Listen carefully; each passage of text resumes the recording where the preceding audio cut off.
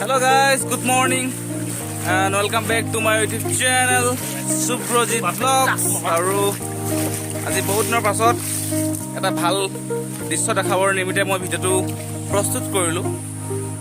বানপানী flood of Assam আৰু আসামৰ এটা সৰু কণা যোৰহাট ডিষ্ট্ৰিক্টৰ বামপথাৰ বুলি নহয়, বিভিন্ন জেগাত চাগে হৈ আছে বানপানী, মই নাজানো, কিন্তু আমাৰ গাঁৱততো ৰাস্তা অৱস্থা চাব পাৰে।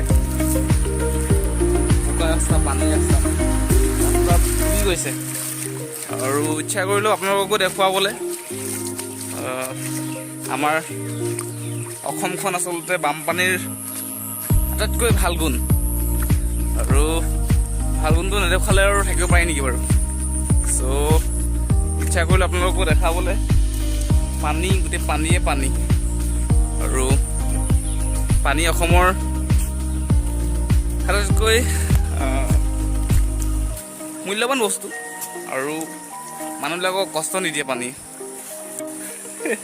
এইফালে আছে আমাৰ কল্পনা বাই, এইফালে আছে ঘোঁৰা দুলু,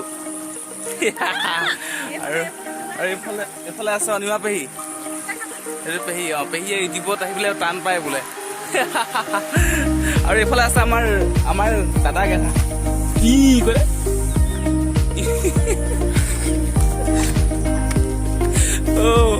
ল'ৰাটো অকৰা হয়, ত' ধেমালি কৰি থাকোঁ,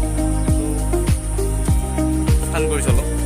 আৰু এয়া চক মই অকণ বেক কেমেৰা কৰি দেখাইছোঁ, আপোনালোকে চাব দেই।